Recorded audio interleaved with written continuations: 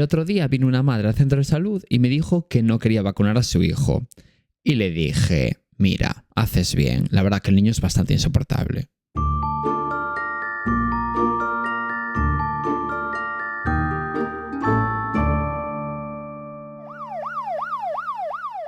Muy buenas, yo soy Yayo. Yo soy Coral. Y estáis escuchando Sofá, Manta y Crimen.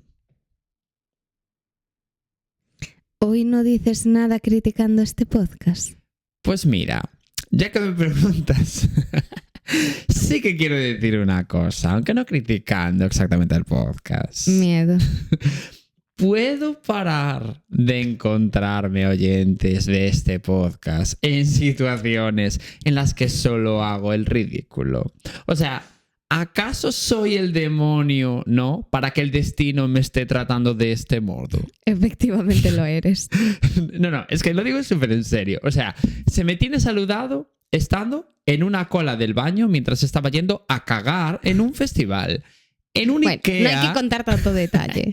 En un Ikea todo sudado y lleno de mierda porque estaba en medio de una mudanza. Se me ha saludado estando yo borracho hasta en cinco ocasiones diferentes. Y en innumerables ocasiones ridículas durante mi trabajo como enfermero. Porque no se me puede encontrar, ¿no? En mi trabajo mientras estoy, yo qué sé, escribiendo en el ordenador. No. Siempre es en situaciones tipo... mientras estoy haciéndole una cura en el culo a una persona. Te quiero decir. Ay, Dios. Entonces yo me pregunto, ¿quién está organizando esta clase de encuentros, no? ¿Y qué le he hecho yo para merecer esto? No se me puede encontrar, yo qué sé, en el supermercado, caminando por la calle, comprando un libro, ¿no? Cosas normales. Es que os juro que hago cosas normales constantemente. Bueno, eso es discutible. Lo juro. Así que, por favor, que pare ya. Ya. Que pare ya. Te entiendo. He dicho este comunicado que yo quería dar, ¿no? En el que se me pare de encontrar en lugares ridículos hacia mi persona, ¿no? Empecemos ya con el capítulo. A mí Porque nadie ya- me es que saluda. Pero es que yo prefiero que no me saluden. O sea, no que no me saluden, que no me encuentren en esa situación. En plan, es que prefiero que no me encuentren. ¿Por qué se No, me tiene claro. que encontrar así? En plan, no puedo estar haciendo algo normal. Y dices, ay, qué guay, un oyente, alguien que me escucha. Pero claro, Y luego a lo digo, mejor- tengo el culo de una persona aquí. O sea, claro, es que no tiene sentido. Sí, a lo mejor no es la mejor situación. Socorro, de verdad. En Bueno, fin, pues vamos con el caso, pero primero, seguidnos en Spotify, en todas partes. en Evox, en Podimo, En Podimo de repente, muy bien en dicho. Amazon Music. Music. Hubo duda, ¿eh? No hubo duda, vale, sí. Hubo Amazon duda. Music. En Apple Podcast. Sí. Y bueno, vamos a dejar de decir sitios, no vaya a ser. Y ya.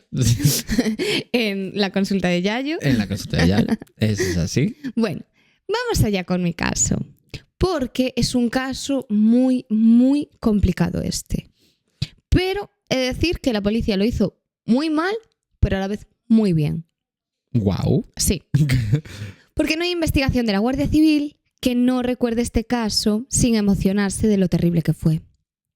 Porque supuso un antes y un después en España y en la investigación criminal basada en el ADN. Miedo. Sí. Este caso se resolvió por muy poquito y si llegan a pasar 6 meses más, seguramente no estaríamos hablando de un caso resuelto. Pero sí, he traído un caso resuelto. Por eso es tan heavy todo lo que ocurre, porque estuvo a punto de prescribir, pero tenemos suerte y por lo menos está cerrado. Aún así, os vais a enfadar muchísimo y ya aviso de esto. Dios, miedo me da, ¿eh? Porque conociendo tu historial de casos, Ya. puedes traernos aquí de todo. Nuestra protagonista de esta historia es Eva Blanco, una adolescente de 16 años que tuvo la suerte de nacer en los 90, una gran época. La verdad que es una Porque época los 90, increíble. Sí. Ella estaba haciendo tercero de la ESO. Sus padres, Olga y Manuel, estaban casados y procuraban darle la mejor educación a su hija. El caso es que ellos vivían en Algete, en Madrid. Pero se habían mudado a Algete porque antes vivían en Madrid ciudad. Sin embargo, esta pareja había sufrido algo terrible, que había sido la pérdida de su hijo de 2 años y medio. Y esto les había marcado y por eso decidieron mudarse y se fueron a Algete. Y allí es donde tuvieron a Eva, después tuvieron a otra niña llamada Rebeca y por último a la más pequeña, María. Vale.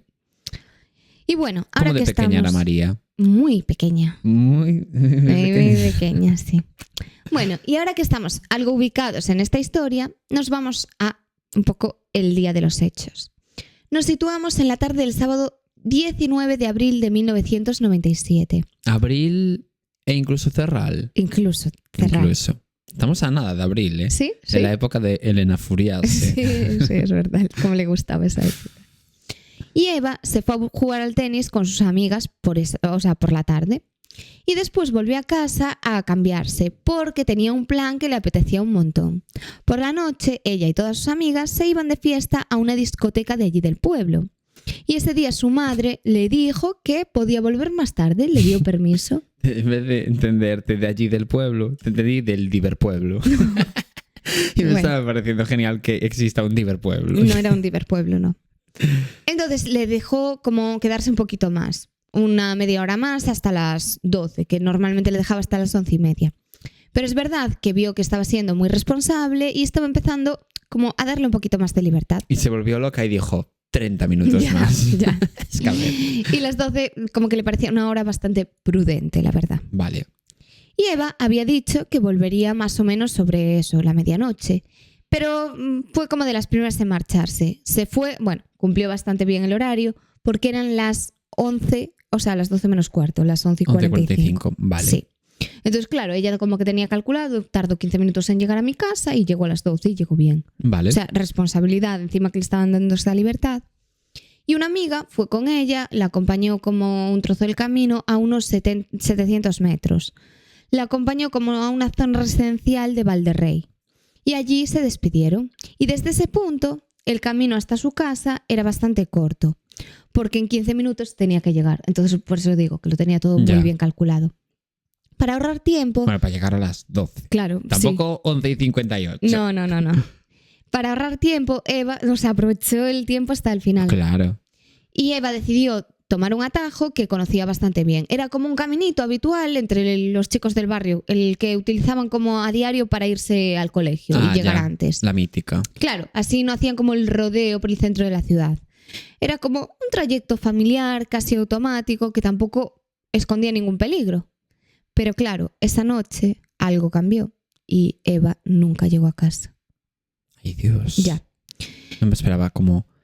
Que ya pasase, sí, claro. Sí.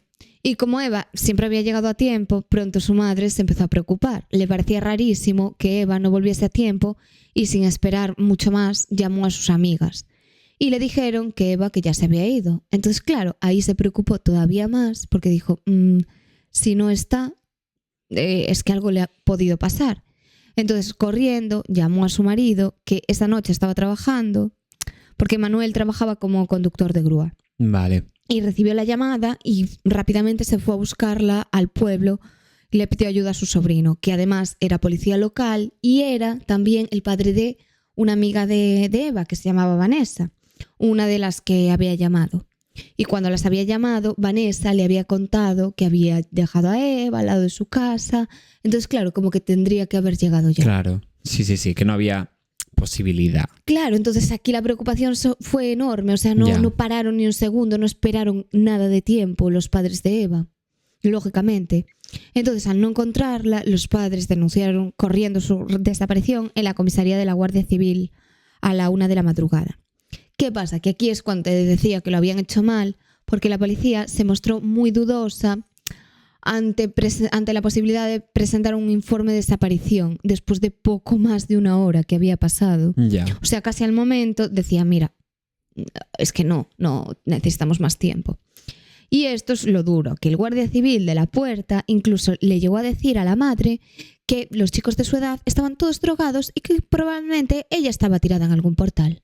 Ay, Dios. Y aún así sí que es cierto que al ver a la familia tan preocupados sí que les hicieron caso, pero vamos, que sí, muy que mal. la comunicación... Es que eso pasa mucho, ¿eh? Que es como cuando vas al médico y el médico te dice, rollo, mira, estás a punto de morirte. Y en vez de decírtelo de una forma un poco como más tal, te dice como una barbaridad. ¿Sabes lo que quiero decir? En plan que por mucho que una persona haga bien su trabajo, pues igual puedes comunicar las cosas que es importante de una forma determinada. Como una amiga que estaba embarazada y cogió y le dijo, ¿cómo estás comiendo, eh? Pero estará bien la báscula. Y se empezó a pesar. Y dijo, pensé que estaba estropeada. Claro, tú no puedes hacer eso. Claro. Y la enfermera en plan asustada. A ver. Uf, hay que parar de comer. Y ella dijo, En plan- bueno, voy a tomar gazpacho. Bueno, pero no mucho, ¿eh? Ella estaba embarazada. Claro, Y le dijo, tienes que bajarle al pienso. Sí. A ver. sí. Es fuerte. Es fuerte porque tú puedes decir, oye, pues el peso que no había engordado mucho, pero Ya. pero el peso recomendado en un embarazo es tanto. No, Claro. tienes que probar la báscula a ver si está estropeada. Sí. A ver. Claro. Y De pesarte tú, en plan. "Uy". Uy, no, pues a mí me cuadra. Simplemente es que eres una foca. A ver. Es que no viene a nada. A nada. Sí, la Entonces, comunicación es importante. Claro, como que puedes decir lo mismo, pero de una forma Claro. como contacto. Y no, y te desaparece tu hija y eres el guardia civil. Fijo, está drogándose. Claro, a lo mejor lo puedes tranquilizar diciendo, bueno, pues a lo mejor se quedó más de fiesta o Claro. va a aparecer. Igual está por ahí, pues pasándoselo bien, no te preocupes, pero no, fijo, es una pequeña drogadicta y está metiéndose 25 tiros. Claro. Y va por el número 24, tienes que dejar un poco de margen. Sí. No, es fuerte. O sea, en realidad, muy mal. O sea, Muy mal. sí, e imagínate a la madre destrozada buscando a su hija, sabiendo que ella es una persona responsable y que la dejan al lado de su casa, que era imposible que se hubiese ido por sus propios medios. Claro. Y el policía de la puerta soltándole esa frase. Es que de verdad, hay veces que también hay que mirarse un poquito la empatía. Sí, justo, es que es eso. Y a ver, que a lo mejor no la tienes, pero la intentas trabajar y aprender a Claro. desarrollarla. Claro, yo no la tengo, pero yo la trabajo. No, hombre, sí que la tienes. Y es que, claro, a ver, aquí en este caso nosotros siempre decimos, uy, contener la violencia, pero aquí es complicado no darle un puñetazo al policía. Es complicado, ¿eh? Es que, claro, hay ciertos casos en los que dices, ¿por qué no le parto la cara? ¿Qué Sí. pierdo? Siempre lo decimos, que hay veces que hay que elegir el camino de la violencia. Claro. Sin llegar a la violencia, pero en este caso, Un poco de violencia también se puede elegir. que yo ya no me hago responsable de mis actos. No. Bueno, pues he de decir que este caso, como te decía al principio, destaca por ser uno de los mejores investigados. Pero en el momento los padres se tuvieron que tragar estas palabras. Pero como que a partir de aquí, de todo este desastre que hicieron al principio, Ya. que ahora también hicieron cosas mal, Bueno. pero un poco más adelante ya... Se tuvieron que poner un puntito en la boca. Sí, se Vale. tuvieron que poner varios puntitos en la boca. Pero al final de todo, como que se resuelve gracias a la policía y una Bueno, buena investigación. Pero bien. al principio no. Bueno, pues el caso es que sobre las 2:30 de la mañana, todo el mundo que conocía a Eva se puso a buscarla. La familia, los amigos, la Guardia Civil y la policía local. Aunque, otro detalle también feo, que es que la Guardia Civil no presentó el informe de desaparición hasta las 8 de la mañana del día siguiente. Como que estaban reacios. Y al mediodía la familia decidió ponerse en contacto con Telemadrid para pedir ayuda y así como dar a conocer más el caso. Bueno, pues el padre de Eva no paró. Fue a la comisaría local de la Guardia Civil 15 veces a lo largo de esa noche y los criticó muchísimo por no llegar a registrar los caminos rurales ni utilizar coches en la búsqueda antes de hacerse de día. Solo lo hicieron como en un pequeño tramo de 20 minutos por Valderrey. O sea, una zona pequeña, pero claro, lo normal será utilizar coches para ir registrando Claro. todo, porque es como, no sé, puedes encontrarla. Y la Guardia Civil dijo que esto no era verdad y dijo que además que siempre era como la costumbre esperar algunas horas entre la denuncia de desaparición y el registro correspondiente. Ya, pero es que este caso es de urgencia, quiero Y es decir. una niña muy pequeña. Y las pruebas son Muy evidentes. pequeña, ya me entendéis. Si su amiga la dejó en un tramo al lado de casa y no está, Claro. ¿qué iba a hacer? ¿Darse la vuelta y volver? Hombre, puede ser, pero no es lo normal. Ya. Tienes que tener un poco también de sentido común, entiendo. Bueno, pues por desgracia esto acabó de la peor forma. Y el cuerpo de Eva fue encontrado por 2 personas mayores a las 9 de la mañana del día siguiente, boca abajo al lado de una obra de construcción de una carretera, a unos 6 kilómetros de donde vivía ella. Y al encontrarla, los testigos pensaron que había sido atropellada por un coche, como que la vieron y dijo, Ya. vale, era de noche, la atropellaron. Pero la Guardia Civil se fijó en que en realidad alguien la había apuñalado. Y tenía la misma ropa que llevaba cuando había desaparecido, solo como que le vieron una manga de la chaqueta quitada. Y también se supo, o se pensó, que el asesino y Eva habían llegado a la zona en un coche. Aunque es verdad que como había llovido mucho esa noche, ese sábado, se habían borrado las huellas de las ruedas y la mayoría de las pruebas como que no eran muy, muy buenas. Ya. Sí que es verdad que sobrevivieron algunas huellas de Eva y de un hombre que parecía tener la talla 42 de zapato, Ah, que esto también es importante. vale. O sea que nos tenemos que acordar de que calzaba un 42. Claro, y que se sospecha de un hombre. En mi caso también vamos a hablar de una talla de zapatos. Anda, Curiosamente. ya. Bueno, pues la Guardia Civil habló con... Bueno, la Guardia Civil, que es como policía de aquí de España, para resumir. Sí, más o menos. Para resumir, cuando Sí. decimos Guardia Civil. Sí. Por si hay Vamos a- alguien, claro, que nos escuche y dice, ¿qué es eso? Claro, no vamos a pararnos a explicar esto. Y la noticia como que causó muchísima conmoción en Algete, porque claro, era una comunidad de 12.300 habitantes en ese momento. Y claro, sin casos de violencia ni nada de eso. Entonces, claro, la gente estaba asustadísima.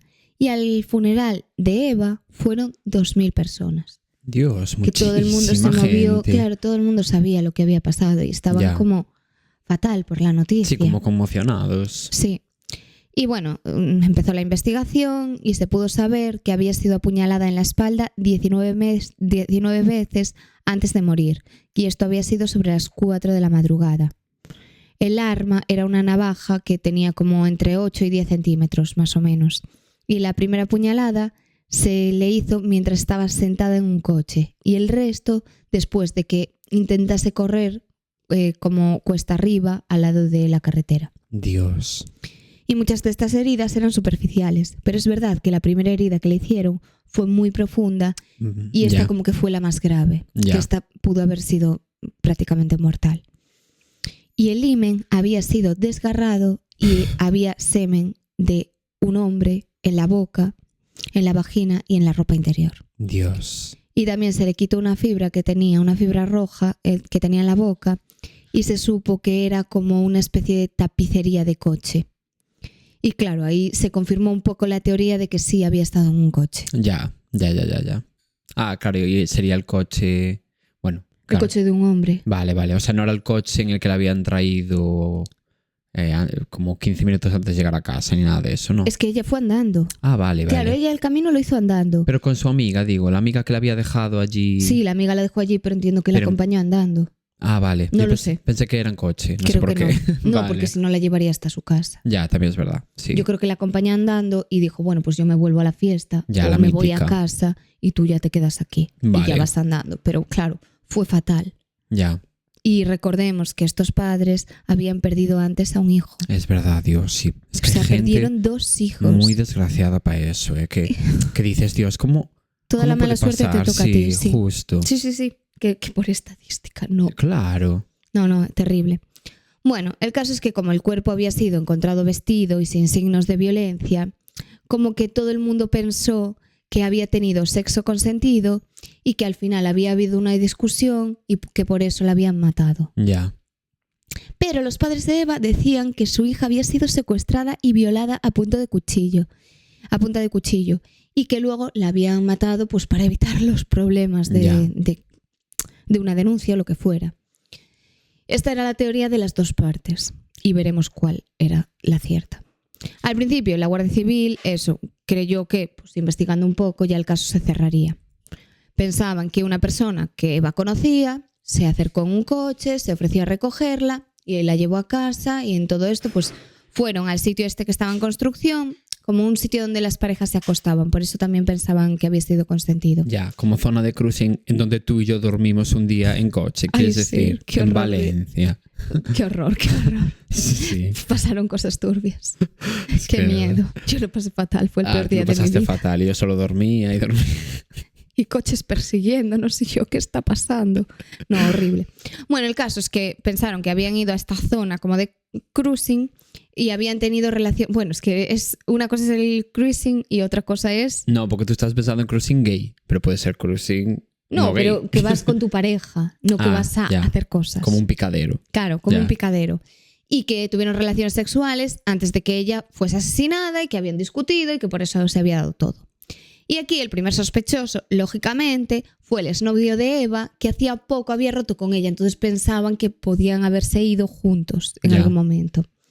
Pero esto fue descartado porque lo interrogaron y vieron que, pues entiendo que tendría pruebas suficientes para demostrar que no estaba ahí en ese momento. Bueno, después de esto, se centró esta investigación, claro, como habían descartado al novio, empezaron a investigar a hombres adultos que fuesen como conocidos por Eva o por su familia. Y el 29 de mayo, el gobierno dijo que la Guardia Civil veía el caso como mucho más complejo de lo que esperaban en un principio y que aquí sí que se empezaba a sospechar de algún hombre desconocido para Eva. Vale. Aquí sí que ya cobraba peso la teoría de la familia, que, bueno, tenían razón al final. Evidentemente. Y sus padres, o sus amigos, perdón, dijeron que ella nunca iba a aceptar que un extraño la llevara y que debió de ser obligada a subir a ese coche. Ya. Claro, primero empezaron a decir que sería un conocido. Y luego dijeron, vale, a lo mejor un desconocido la Le paró. dijo, "Ay, te llevo". Exacto. Y dijo, no. Si se parase un desconocido, Eva diría que no, Ya. por su Es personalidad. que al final la conocen. Claro. Exacto. ¿Quién lo va a saber mejor? Y también se supo que había encontrado el semen pero esto se ocultó a la familia de Eva y al público. Vale. Y empezaron a recoger muestras de ADN de los familiares, hombres lógicamente, de Eva. Claro, a ver, es que era una posibilidad. Claro. Y las comparaban con las originales, esperando que coincidiera, pero esto la familia no lo sabía, que Ya. que se lo estaban haciendo a ellos. Entonces, bueno, por esa parte está bien, porque al final, pues mira, investigas todo. Claro. Y muchas de estas pruebas las consiguieron, por eso te digo que era muy buena investigación, porque las consiguieron sin que nadie se diera cuenta de lo que estaba pasando realmente. Como que la policía se escondía y jugaban sus cartas en secreto, recogían ADN sin levantar sospechas, que bueno, esto bien, Sí, claro. porque así la gente no sabía, en plan, no sabían que tenían semen, entonces recogían, imagínate, eso, la colilla y nadie sospechaba. Por ejemplo, al padre de Eva le sacaron una muestra de un cigarrillo que había fumado mientras hablaba con la policía. Que es, jolín, me parece muy inteligente Ya, en ese hombre, pues caso. sí. No se lo vas a decir directamente, oye, sospecho de ti. Y a otros hombres les consiguieron restos de ADN a través de vasos, de tazas o incluso con la excusa de hacerles pruebas de alcoholemia que no tenían nada que ver con el caso. O sea, me parece como Muy jefes, magistral esto. O sea, como que compensaron un poco lo desastre que hicieron al Sí. principio. Y muy guay. Más que desastre, como dejadez. Sí. Porque tampoco es que hicieran ninguna chafallada. Y falta de tacto. ninguna. Es que claro, ¿cómo es eso en español? Bueno, se me entiende, ¿no? Se te entiende. Como ninguna tontería. A ver, sí, porque al Pero- principio es verdad que no utilizaron los coches, que no lo pusieron como desaparición. Claro, es como dejadez de funciones. En plan, no investigaron mucho. Sí, un poco de Pero tampoco es despreocupación. rollo, imagínate, como cuando contamos casos en los que la policía sin querer confunde pruebas o altera la escena del crimen. ¿Sabes lo que te quiero decir? Sí, pero bueno, porque estamos muy acostumbrados a que tengan cagadas monumentales. Sí. Pero, a ver, ponte a utilizar coches para buscarla Ya- al momento. Es que ya la propia dejadez Sí. es una cagada muy grande. Sí, tal cual. Y claro, empezaron a hacer todo esto, pero no hubo ninguna coincidencia. Aún así, la Guardia Civil tenía algo claro. Y da bastante mal rollo pensarlo, porque el asesino no era alguien de paso, era alguien que contaban con que viviese allí. Ya. Y que estuviese muy cerca de ellos, si era un pueblo pequeño. Qué mal rollo, sí. Pensaban que era un hombre adulto que vivía en Algete o como en algún pueblo de alrededor. Bueno, pues pasaron los meses y 8 meses después, la madre de Eva se encontró como unos cuadernos en la habitación de Eva. Y se puso a verlos y vio como Eva escribía muchas veces, Eva y Miguel, que era su exnovio. Lo escribía como Vale. a bolígrafo con diferentes colores, como cuando eres pequeño. Pero casi al final, este hombre desaparece y lo sustituye por Eva y 343110. Es raro. O sea, por un número. Sí, o sea, un número Eva y Qué ese raro. número. Se intentó averiguar qué significaba ese número, pero nunca se llegó a una conclusión clara.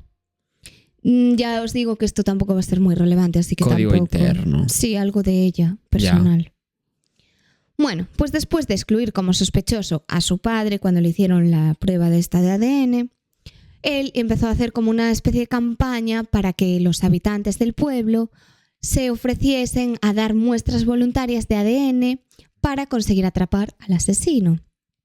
Entonces empezó como a obligar un poco al pueblo a hacerse todas estas pruebas, porque claro, el asesino a lo mejor no se hace la prueba, pero si dice que no, ya es una prueba un poco sospechosa. Ya.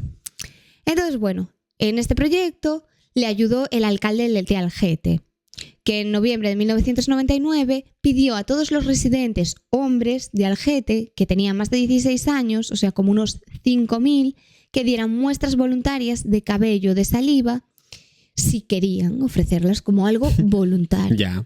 El caso es que esta propuesta fue rechazada por unanimidad por las organizaciones judiciales españolas, que la consideraron desproporcionada e inútil y seguramente un estigma para toda la gente que vivía en Algete, que se negasen a dar esta muestra de ADN sin una orden judicial. Ya. Y realmente estaban en su derecho legal de no hacerlo. Es que realmente sí. Ellos decían, mira, esto es absurdo, porque claro, primero, si el culpable es el culpable, no te va a dar sus muestras, Sí. que vas a hacerle pruebas a todo el pueblo, Que son 12.000 juzgándolos. personas. Claro, a ver, yo lo entiendo, pero como que no tenían otras opciones, entonces también me parece genial que hagas esto. Sí, a ver, dijeron, si cuela. Claro, ¿qué más da? Lo importante es descubrir quién ha sido.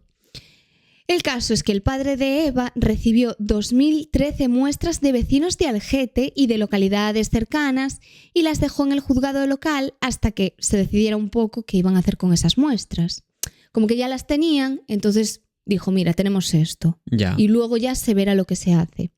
Y el juez del caso solicitó como un informe al fiscal general sobre si era posible y si era legal realizar esta prueba.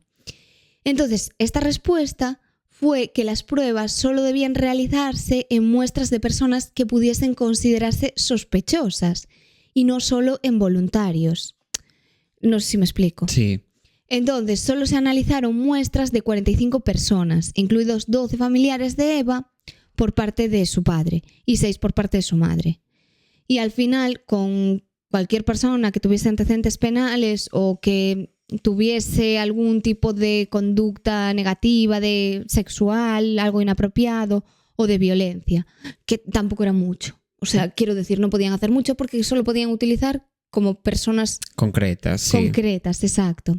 Y en 2007, 30 agentes que habían trabajado en el caso y se había solicitado información sobre casos similares a otras oficinas de aplicación de la ley, incluidas como el FBI y la Ertzaintza. Ostras. Sí. Y bueno, un especialista de la Universidad de Santiago de Compostela, interesante, Wow. Galicia está en esta historia, volvió a examinar todas las pruebas que tenía, o sea, sobre todo esto, el ADN, y dijo que esto pertenecía, o sea, el ADN que tenían pertenecía a un hombre que no era de ascendencia europea. Claro, esas cosas se pueden ver ahora. Ah, claro. Y 6 años después, en el 2013, o sea, imagínate el tiempo que había pasado, el número de personas investigadas ya eran 1.503. Dios. Y se había analizado el ADN de 208 hombres de Algete y de pueblos cercanos, incluidos delincuentes que se encontraban en libertad condicional en el momento que había ocurrido el asesinato. Ya. Y otro juez de instrucción permitió ver los 2013 sobres que tenían los nombres de los voluntarios que habían dado estas pruebas en 1999. Pero sí que es verdad que no permitió analizar todas estas muestras de ADN. Pero vale. sí, Abrir como un poco. ¿quién era? Vale. Claro, como seguir ahí un poco indagando. Y el 26 de abril de 2013, el programa de la Sexta Equipo de Investigación... Dios, qué fuerte. Sí, sí. Ya llevamos 2 capítulos mencionándolo. Sí. Hizo un programa sobre el caso con el título Eva, un expediente abierto. Y aquí se mostró como todas las evidencias que tenían y también añadió como entrevistas con los padres, con gente cercana a Eva, con la policía que estaba trabajando en el caso, con Vicente Garrido, el psicólogo y el criminólogo que había ayudado a identificar a un asesino en serie hace tiempo. Bueno, y aquí esta persona, o sea, Vicente Garrido, dijo que la teoría de la Guardia Civil de que el asesino era un novio secreto, no sé si te acuerdas de eso, Sí. que era como una persona con la que quería estar Eva, dijo que pensaba que era totalmente mentira, que no había sido una persona que conocía, que ella nunca iba a acceder a encontrarse con un novio o quien fuese 15 minutos antes de irse a su casa. Ay, ya, sabiendo que además iba justita de tiempo. Claro, es que no tenía ningún tipo de sentido. Entonces, el perfil criminal que él pensaba que era de un acosador o alguien a quien ella no conocía o apenas había visto, alguien como más bien desconocido para ella. Ya. Y claro, también dijo que no tuviese heridas defensivas, quizás tenía sentido porque eso era por lo que sospechaba la gente, que era sexo, o sea, la policía, que era sexo consentido, porque no había heridas defensivas, pero que esto se podía explicar porque al final Eva podía haber sido amenazada antes de tener relaciones sexuales que evidentemente no eran consentidas. No, claro, obvio. Pudo haberse quedado petrificada, pudo haber sido incluso, que supongo que lo mirarían, pero pudo haber estado muerta ya cuando ocurrió. Quiero por decir, ejemplo. si a ella la han acuchillado, ese cuchillo o esa navaja o lo que fuese, lo tendría el agresor antes y la podría amenazar. Es que es bastante sencillo en realidad llegar a esta conclusión. E hizo una especie de perfil criminal diciendo que esta persona sería alguien con poca inteligencia, poca educación, una profesión poco calificada. Poco cualificada. Un poco cualificada. Eso. Es que estoy pensando calificada. Calificada no, cualificada e inmaduro, ya que buscaba tener sexo con una adolescente. Y entonces como que ya hay chungo. Ya. Y probablemente que esta persona no tenía familia porque se habrían dado cuenta de que esa noche llegaba tarde a su casa y le hubiesen preguntado que por qué y hubiesen indagado más. Ya. Como que esta teoría era así por los hechos. Y también que quizás que siguiese como cometiendo delitos en otras partes del país y que podía haber estado en la cárcel por otro tipo de delitos o por esto. Vale. Entonces tenían este perfil criminal que les servía un poco como para guiarse. Vale. Y después de ver este programa, una mujer llamó a la policía y dijo que había visto un hombre sospechoso en el lugar donde Eva había sido asesinada, como cerca de las 8 de la mañana de aquel día. Dijo que estaba caminando bajo la lluvia, que no llevaba paraguas y que parecía que no había dormido nada y que parecía que estaba buscando algo antes de subirse a un coche, que era un Renault 18 blanco. La policía le pareció que esta mujer decía la verdad, sobre todo porque otros testigos también habían denunciado un Renault 18 como a lo largo de los años, como que dijeron, esta noche vi este coche. Y claro, este modelo de coche también era compatible con la fibra que habían encontrado en el cuerpo de Eva. Sí. Entonces les cuadraba que esta mujer dijese la verdad. Y el 28 de octubre de 2013, la policía publicó un retrato robot que habían hecho con esta testigo. Y el sospechoso tenía un perfil de ser un hombre entre 35 y 40 años, en 1997, claro. Bueno, claro. Que medía unos 70 o unos 80 más o menos, era corpulento y tendría más o menos un peso de entre 75 y 80 kilos, con cabello castaño corto, con cabello puntiagudo, la cara más bien cuadrada y así como con rasgos duros. Y los ojos oscuros y hundidos, y con una camisa blanca y un suéter de cuello de pico. Y que, claro, llevaba un coche que era un Renault 18 blanco con la tapicería roja, que era el color de las fibras. Y se hizo un número de teléfono y una dirección de correo para que llegase esta información ahí. Entonces, que si alguien se pidió que si alguien tenía información, que les contactase. Y para el 1 de enero de 2014 ya tenían como 100 correos electrónicos hablando sobre este tema. Y a finales de 2013 se volvió a revisar el ADN del semen. Y esta revisión lo que hizo fue reducir la identidad del donante a un hombre de ascendencia norteafricana.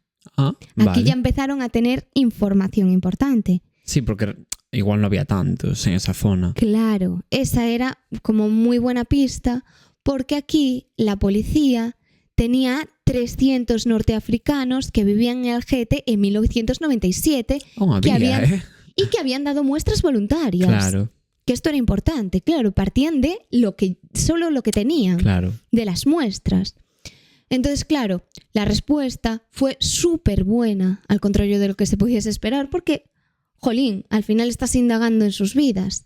Y a pesar de que muchos ya ni siquiera vivían allí en el pueblo o incluso en el país, un antiguo residente, Fuant Chel, perdón si lo he dicho bien, que era un antiguo vecino que vivía allí en el barrio de Eva, que se había marchado a vivir al sur de Francia. Resulta que este hombre compartía su cromosoma y más del 97% de su ADN nuclear con el asesino. Ay, Dios. Y esto era muy Hombre, interesante, es claro. mucha coincidencia. Exacto. Como ya sabían que había sido un hombre de ascendencia norteafricana, buscaron en los hombres norteafricanos y ahí habían encontrado el ADN de una persona que coincidía en un 97%. Ya. Y claro, ¿esto qué significa? ¿Qué crees que significa? Pues que coincidían un 97%. ¿Pero que era el asesino? No tiene por qué, porque hay un 3% de posibilidades de que no. Claro. Bueno, pero resulta que este no era el asesino. Pero familiar del asesino. Exacto. Ya. Solo era posible que coincidiese un 97% si los dos hombres eran hermanos. Claro. Y claro, la muestra de un hermano de Chell que vivía en Murcia y que nunca había vivido en Algete les dio un resultado exactamente igual. Ya. Entonces se pidió una orden de detención europea para este tercer hermano de Chell, Ahmed Chell Geri. Bueno, yo lo siento por cómo lo dije, nunca más. Y el 1 de octubre de 2015, Ahmed fue detenido cerca de donde vivía, que vivía en Besanzón, En Besanzón. que es como una ciudad francesa que está pues ahí en Francia. Sí, claro, sí que es verdad que si es francés, Sí. en Grecia no va a estar. Y nada, intervino la Guardia Civil y la Gendarmería francesa. Vale. Lo dije bien, ¿verdad? Bueno. Gendarmería. Bueno. Sí, no, continúa. Bueno, en fin.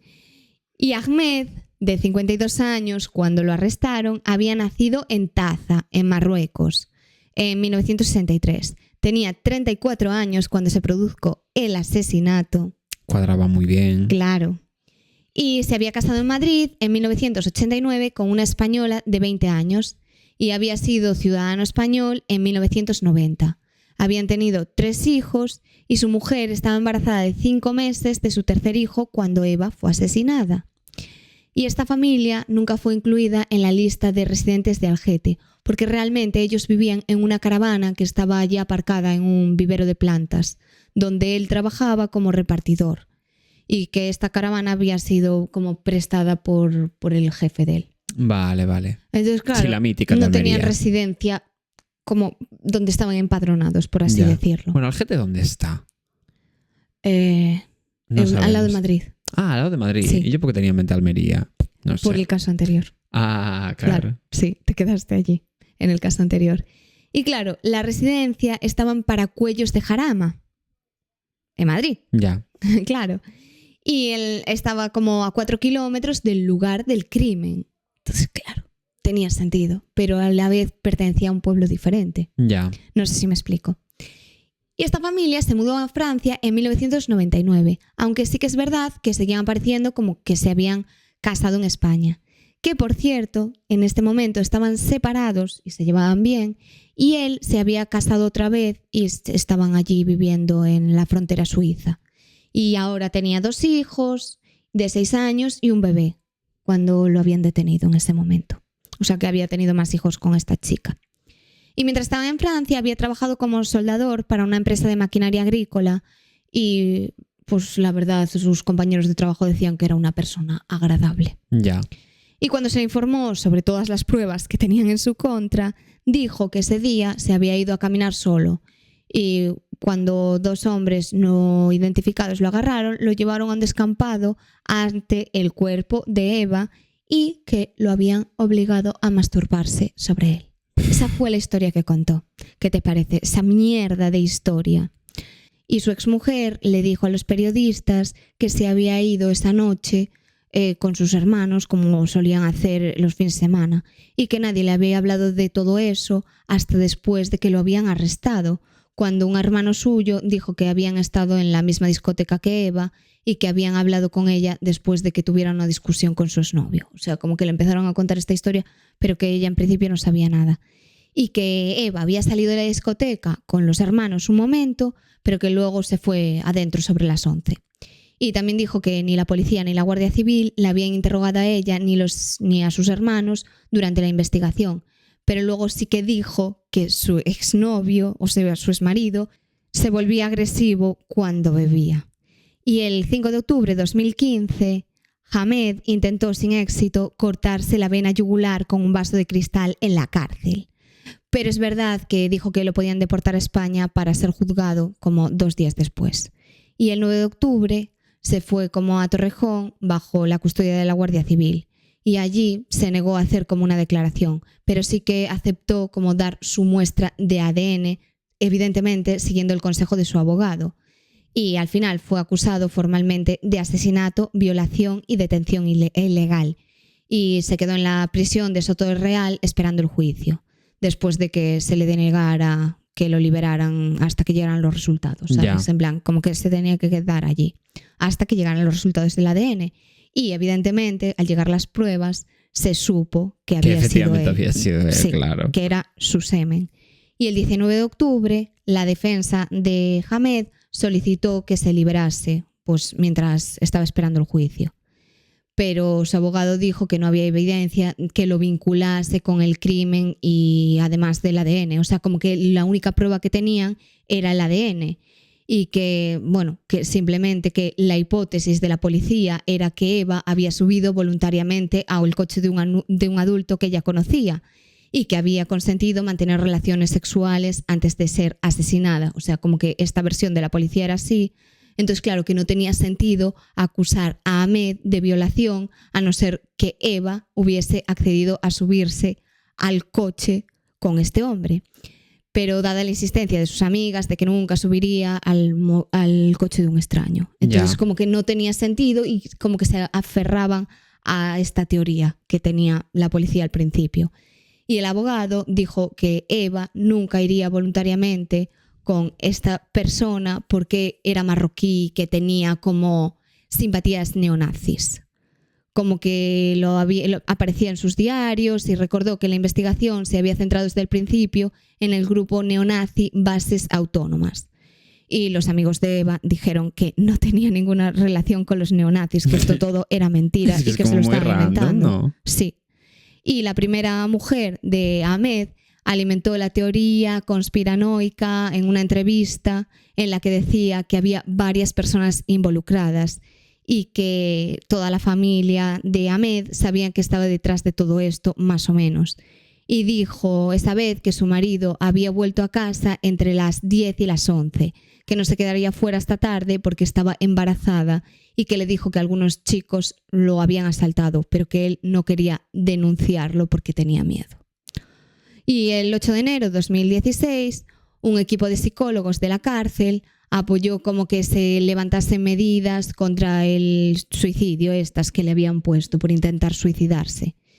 Y bueno, al final lo amenazaron con una navaja para hacer... O sea, como que él había contado que lo habían amenazado... Ah, vale, sí que lo habían amenazado con una navaja. Vale, eso, vale. Lo que decían, que 2 personas... Es que lo habían amenazado en la policía. No.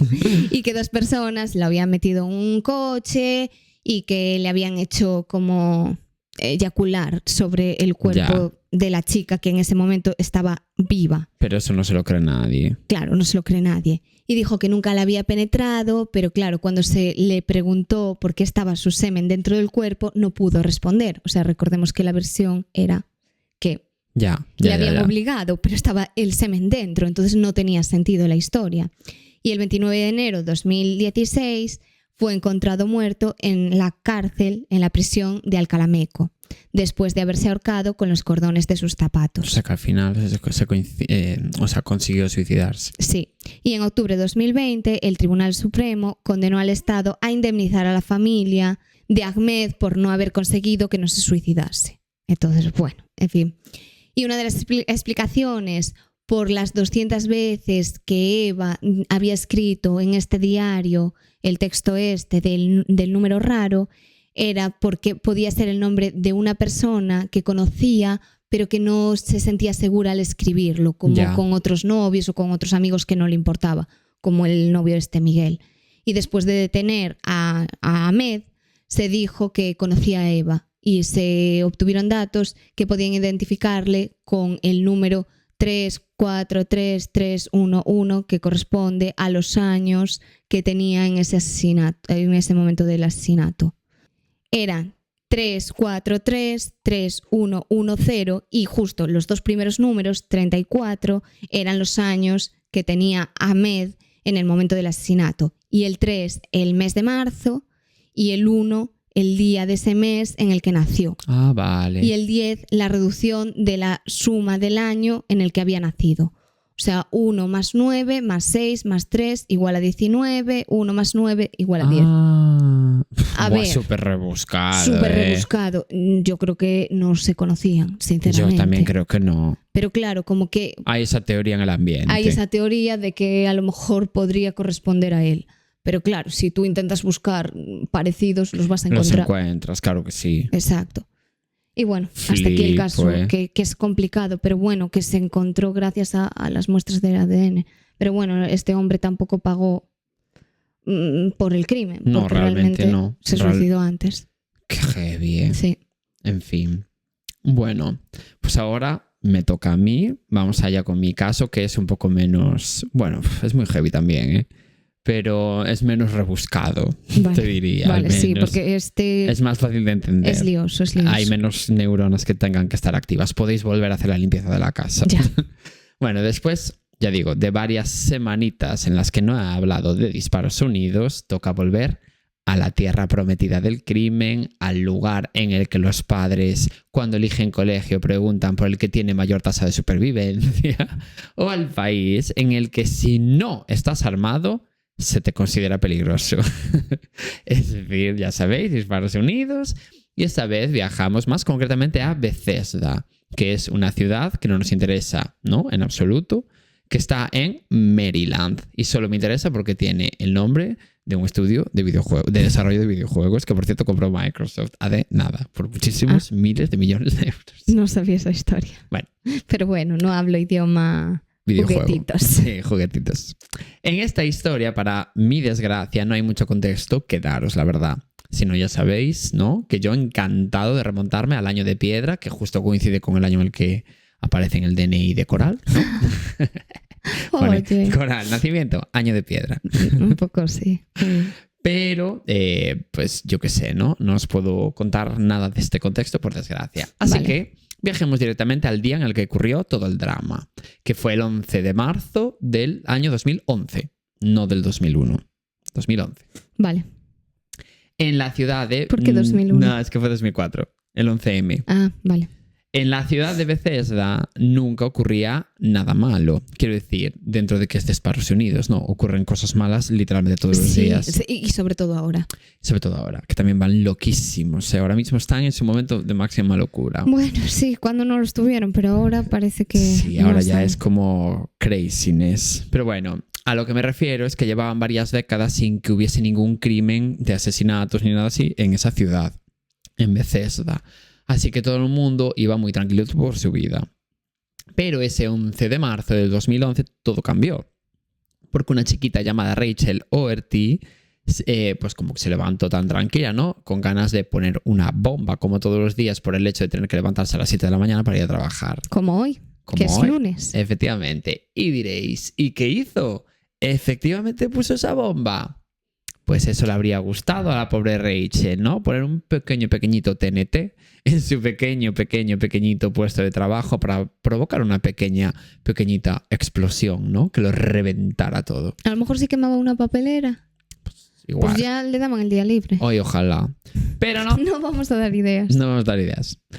Pues sí. Pero no. En lugar de eso salió de casa a la hora de siempre, llegó a la avenida principal de Bethesda, ¿no? Porque había una unidad de avenida, en donde estaba la tienda en la que trabajaba como gerente y nada, pues abrió la tienda. Ya sé qué caso va a ser. Bueno, pues cállate la boca. Esa tienda se llamaba Lululemon Athletic. A todo esto, ¿no? Y vendía ropa de deporte de esa marca de Lululemon, que es como una marca canadiense fundada en 1998, que siento que es bastante conocida. Es súper conocida. Sí, es muy conocida. El caso es que cuando Rachel entró en su tienda, pues claro, se le cayó todo el coño. Tanto que casi perfora la corteza terrestre. Ah. Fue lo que ocurrió, ¿no? Así, Entiendo. ¡pum! Sí. Porque en cuanto puso un pie dentro de la tienda, vio que estaba repleta de manchas de sangre, pisadas ensangrentadas y charcos también de sangre por varios lugares de la tienda. Y claro, pues tú imagínate lo muchísimo que tuvo que flipar esta pobre y pequeñita mujer, porque era muy pequeñita, ¿eh? muy Ya. pequeño. Pero, bueno, pues eso no fue todo. Porque después de su primera impresión se calmó un poquito y escuchó unos ruidos que venían como del fondo de la tienda. Pero claro, Rachel estaba súper asustada porque esos ruidos en realidad podrían ser de algún criminal que se A había ver. quedado aún dentro Sí. de la tienda, ¿no? O lo que sea. Porque recordemos que toda la tienda estaba llena de sangre. Así que Rachel salió corriendo de la tienda y pidió ayuda a un señor aleatorio que pasaba por allí por la calle, A ver, ¿no? es que es normal que tengas miedo. Al final estaba Claro. sola también. Exacto. Y le pidió a ese señor aleatorio si podría inspeccionar el interior de la tienda y tal. Que vamos, tuvo suerte de dar con una persona valiente en la vida, porque me pasa a mí y yo le digo, ¿podría hacer eso? O mejor aún, podría escapar de aquí, ¿no? Y me llevaría a Rachel conmigo y llamaría a la policía cuando estuviésemos a una distancia prudencial de 48 kilómetros. Ya, Eso es lo que ocurriría por mi parte. Y tú corre. Corre, corre, Rachel. Y yo tiraría de ella y ella arrastrándose. Ya. Yo, corre, no estás corriendo. Eso es lo que ocurriría. Sí. Pero bueno, no fue el caso de este señor porque efectivamente decidió entrar en la tienda con Rachel y juntos fueron hasta el fondo de la tienda. Era un valiente. Era un valiente, en donde había ruiditos. Vale, pues unos minutos después, Rachel cogió su móvil y llamó a la policía y les dijo lo siguiente. Hay 2 personas en el fondo de mi tienda. Una parece estar muerta y la otra no. Ah. Como que a mí personalmente, si yo soy el que está en la otra línea del teléfono de la policía y alguien me dice esta frase, como que un poco me haría gracia. No sé explicar por qué. Ya. Pero uno está muerto y el otro no. Es como que es un acertijo. No sé. Ya, eso, sí. Es un poco raro. Es la que no me forma- acuerdo bien de este caso. Mejor. Pero bueno, sea como sea, aquí Aquí no entran feas. Exactamente, aquí no entra ninguna fea. Y la policía apareció a los pocos minutos allí en la tienda. Entonces entraron hasta el fondo de la tienda, porque entrar hasta el principio sí que es verdad que, ¿no? Y Sí vieron se que puede entrar hasta se el puede, pero principio. sería un poco raro, en plan 10 centímetros, Ya. pongo el pie, ¿no? Y vieron que allí estaba Jaina Traxel Murray tumbada boca abajo en el suelo, completamente desfigurada por un ataque que tuvo que ser brutal y efectivamente muerta, como había dicho Rachel. Vale. Jaina era una trabajadora de la tienda de 30 años, una pequeña recién nacida, si me preguntas, Sí. que estaba estudiando un posgrado en la Universidad Johns Hopkins y que precisamente compatibilizaba sus estudios con el trabajo de la tienda y tal, ¿no? Y la verdad es que era una chiquita como muy tranquilita, que llevaba bastante tiempo ya trabajando allí en la tienda de Lululemon. Irresponsable. Irresponsable de repente. Se la veía. Por ejemplo. Quiero decir que no era una persona para nada problemática, ¿no? Ni, yo qué sé, nada que te indicara que alguien la pudiese odiar como para desfigurarla de esa forma tan A brutal. ver, que no se excusa, pero... No, pero bueno, Sí, te entiendo. como que parecía que había sido algo hecho por odio. Y era como, si es una chica súper tranquila, ¿quién la va a odiar tanto si no Sí. genera Sí, que no tenía enemigos. esas emociones tan fuertes en nadie, ¿sabes? Era como que pasaba desapercibida un poco. Bueno, pues a la vez que la policía descubrió el cadáver de Jaina, vieron que en el fondo de la tienda estaba también a pocos metros de Jaina una chiquita que se llamaba Brittany Kia Norwood, La otra persona de la que había hablado. la que no estaba muerta, ¿no? Sí. En este caso, Brittany estaba atada de pies y manos con unas bridas de estas como de plástico, ¿sabes? Y tenía varias heridas por todo el cuerpo, pero sin embargo aún respiraba, como efectivamente había dicho Rachel. Como que consiguió sobrevivir a su ataque, a diferencia de Jaina.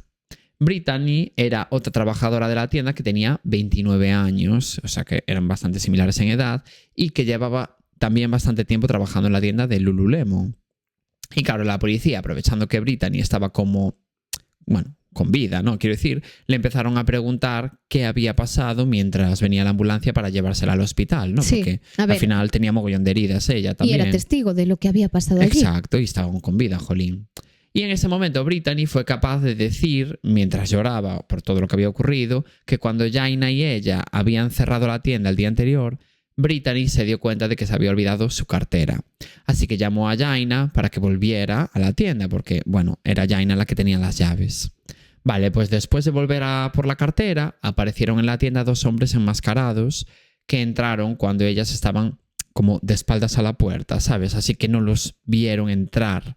Y cuando se giraron, de repente vieron allí a 2 hombres y se Vale, asustaron sí. muchísimo. En ese momento, Les entró el pánico a las dos, así que intentaron escapar. Pero los dos hombres les empezaron a decir como insultos racistas, porque, bueno, Brittany, no lo dije, pero era una mujer racializada, era negra. Vale. Y les empezaron a golpear. Y después de eso, cuando Jaina y Brittany estaban tumbadas en el suelo, después de la paliza que les acababan de dar, los dos hombres las violaron a las dos. Y entonces Brittany, además como que se fueron como intercambiando, ¿sabes? Primero con uno con Jaina, luego... Y así, ¿no? Vale. Y entonces Brittany contó que después de violarlas, los dos hombres se ensañaron especialmente con Jaina, a la que arrastraron del pelo por toda la tienda y la golpearon, se le golpearon la cara como tantísimas veces que Jaina quedó irreconocible. Por eso estaba, bueno, como toda golpeada y devastada, ¿no? Hasta que Jaina no pudo aguantar más y dejó de respirar. Todo esto Brittany lo contó, pues bueno, te puedes imaginar, ¿no? En plan, absolutamente traumatizada la pobre. Que había visto todo. Claro. Es que... Y sufrido, porque ella también lo sufrió, claro. Ya. Y entonces fue cuando los dos hombres volvieron a violar a Brittany durante el resto de la noche turnándose. Brittany aquí contó que los hombres le dijeron, o sea, cito textualmente, que la dejaban viva simplemente porque les parecía más divertido violarla. En fin, terrible, ¿no? Dios. Y después de eso, cuando se estaba haciendo de día, Brittany empezó a perder la conciencia y los dos hombres se fueron de la tienda. Y poco después fue cuando apareció Rachel por la mañana al abrir la tienda y tal. Y se presupone que a ella la dejaron también con vida porque igual vieron que estaba perdiendo la conciencia y pensaron que estaba muriéndose. Pero esto ya teorías, te quiero decir. Bueno, a la policía... Sí, a ver, y también ya la habían matado y ya se habían ensañado con la otra. Pues sí. A lo mejor era como, pues mira, nos da igual. Que quede ahí. Sí, totalmente. Bueno, a la policía, obviamente, ¿no? Se le cayó todo el coño y como sabían que los dos hombres habían ido relativamente hacía poco tiempo, se pusieron a investigar rápidamente el caso para intentar, bueno, pues pillarlos cuanto antes, ¿no? Porque, pues, había sido hacía poquitas horas, entonces no se pudieron ir demasiado lejos. Sí, que cuanto antes se pusieran a investigar, antes podían encontrar algo. Exactamente. Y Brittany, mientras tanto, fue llevada al hospital y estuvo allí varios días ingresada, pues recuperándose de sus heridas, que por suerte eran todas bastante superficiales, la verdad. Y bueno, os preguntaréis, ¿quiénes eran estos hombres y qué tenía en contra de Jaina y Brittany para como asaltarlas así, de esa forma? Pues vais a flipar cuando sepáis quiénes eran esos dos hombres. Pero bueno, ¿quién? Antes de decirlo, continuemos con la historia. Vale. La policía empezó a preguntar a Es que te juro que no me acuerdo de nada. Mejor. O sea, me suena la historia por Lululemon, pero hasta pues ahí. La identidad de ellos dos, no os la esperáis. Es muy fuerte. Sé que hay como muy plot twist, pero no entiendo. Hay plot twist. Vale. Hay plot twist. No me acuerdo. La policía empezó a preguntar como a las tiendas de la zona si alguien había comprado últimamente un pasamontañas, porque bueno, como que los asaltantes traían uno, ¿no? Claro, lo dijo... Claro, lo dijo Brittany. Vale. E incluso encontraron a dos hombres que se parecían mucho a la descripción física que había dado Brittany. Así que bueno, como que ya tenían un hilo del que tirar y le pusieron un dispositivo policial de seguimiento a estas dos personas para ver si podían demostrar que esos sospechosos eran los que buscaban. Ah, vale.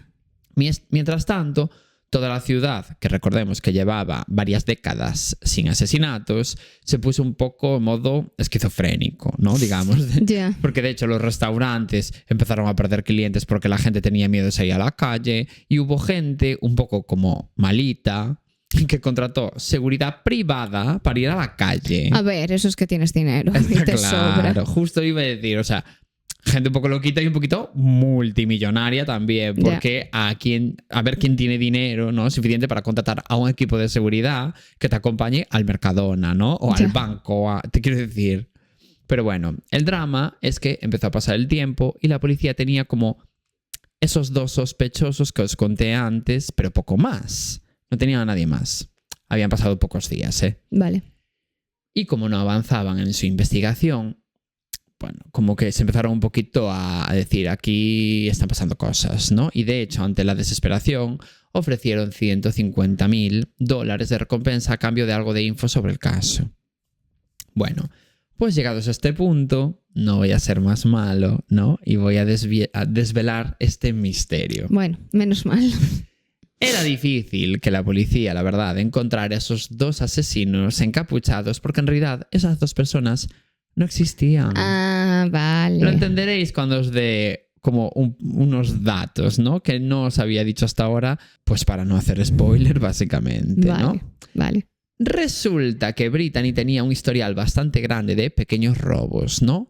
No solo en tiendas como, bueno, de ropa o lo que sea, ¿no? Sino en su vida en general. Ay, justo trabajaba en una tienda de ropa. Sí. Perfecto. Porque, por ejemplo, una de sus excompañeras de la universidad dijo que era una cleptómana y que había dejado de ser amiga de ella porque le robaba todo el rato ropa y dinero.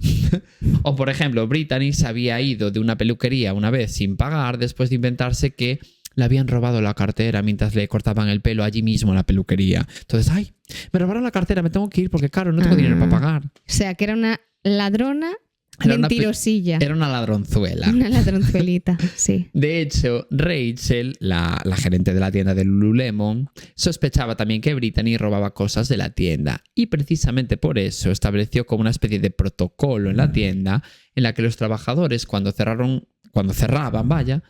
tendrían que revisar el bolso de su compañera para ver que no había robado nada. Quiero decir, estamos tú y yo de turno. Pues yo reviso tu bolso y tú revisas el mío. Y no era mejor echarla. Ya, pero no tenían pruebas. Lo intentaron, ¿eh? Ya. Pero no tenían pruebas. Era una sospecha que tenía Rachel simplemente. Estaban haciendo ellos mismos el equipo de investigación. Efectivamente. Vale, pues con este contexto, la noche del crimen, Brittany y Jaina estaban de turno, como nos había dicho Brittany. Y ellas dos eran las encargadas de cerrar la tienda.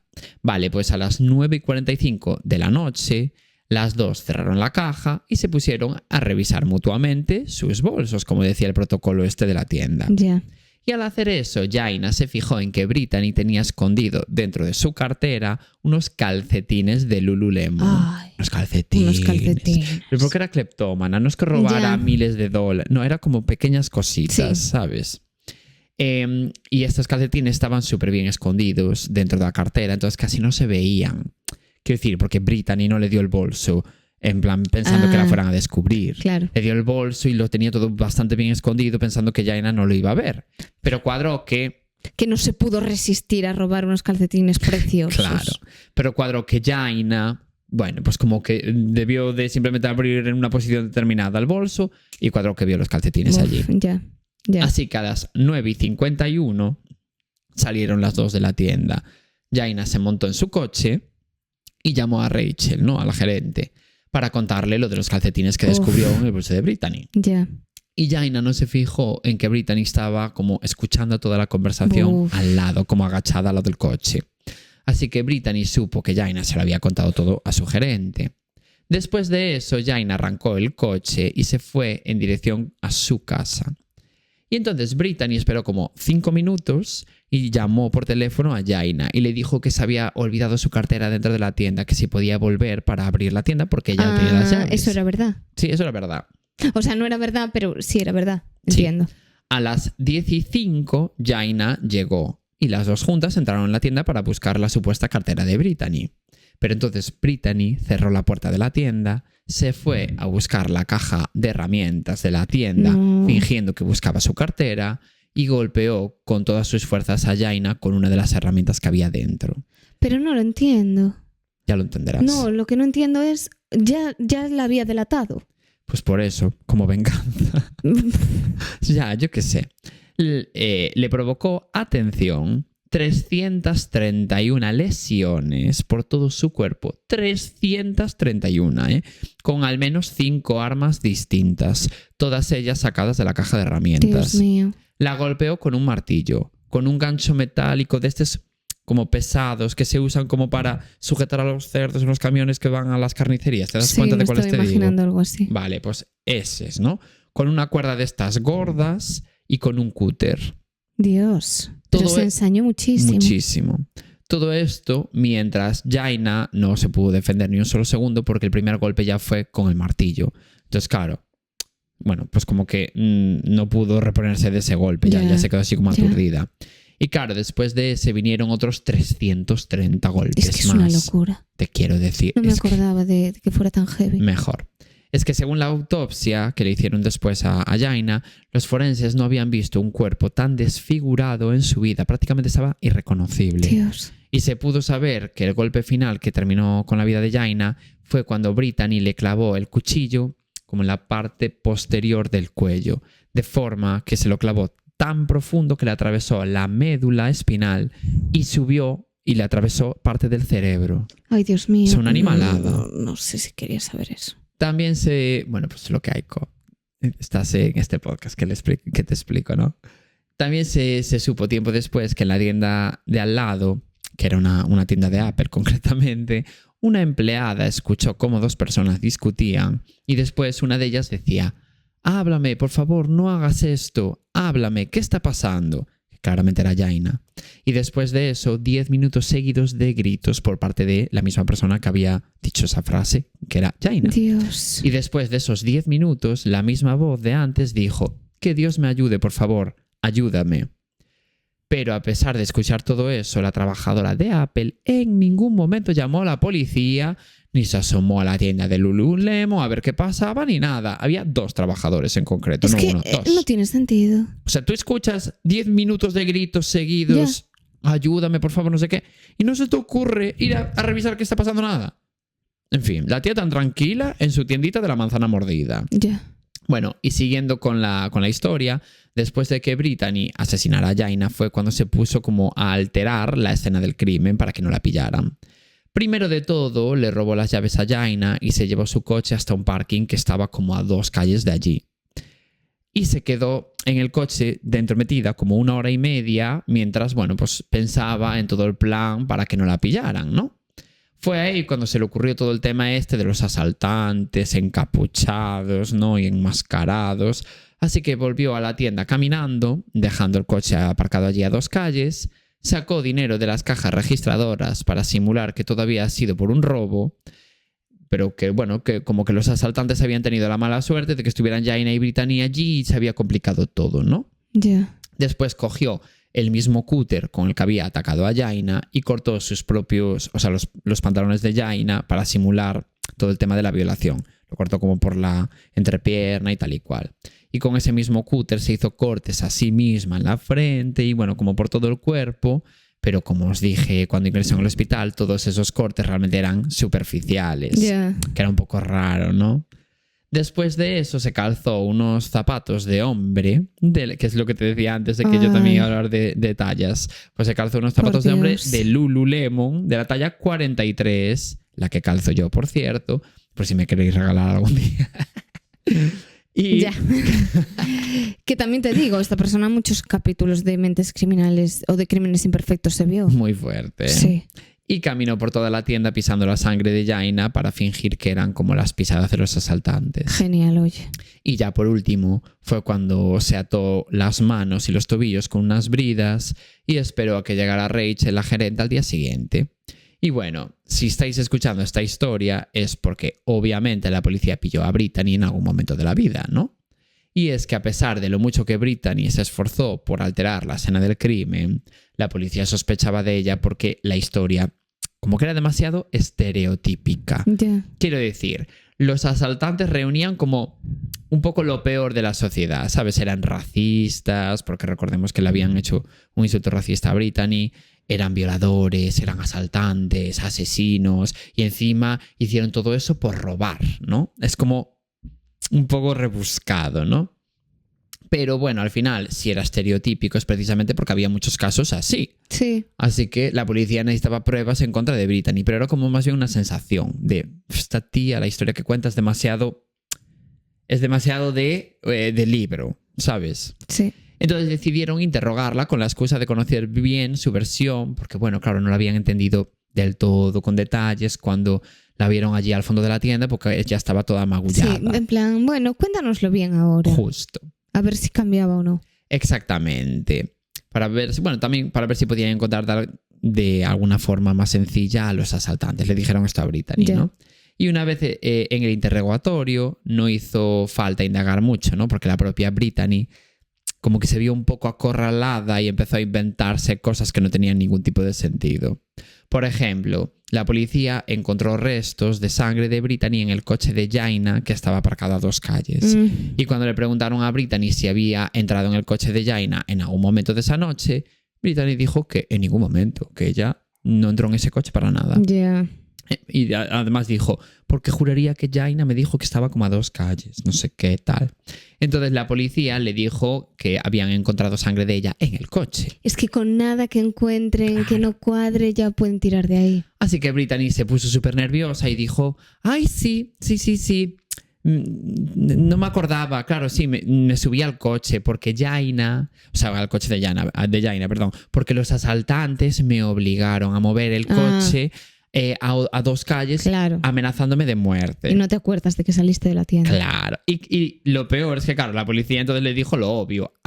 O sea, que nos estás diciendo que en algún momento de la noche los asaltantes te dijeron que subieras a un coche y lo aparcaras a 2 calles de la tienda y tú, en vez de aprovechar la ocasión para escapar de allí con el coche, ¿no? Lo aparcaste bien aparcadito, ¿no? Y volviste a la tienda como te habían ordenado, así tan tranquilita. Claro, ellos se quedaron en la tienda y ella fue a aparcar el coche. Claro, no tenía sentido. No. Y ahí Brittany se quedó en silencio porque la acababan de pillar, claramente. Hombre, pudo haber dicho, no, pero ellos subieron conmigo y me iban tal. Pero como que ya estaba demasiado en shock. Entonces no se le ocurrió nada, se quedó en silencio.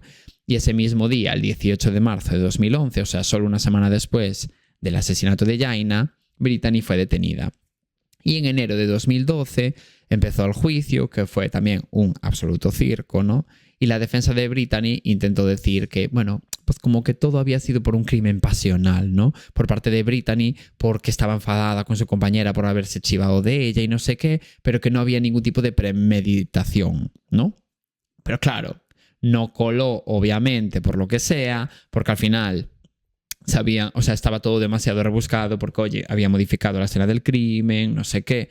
Sí, a ver. La había llamado para que volviera a la tienda porque Jaina ya se había ido a esa puta casa. Entonces, claro que estaba premeditado. Ahí estaba premeditado.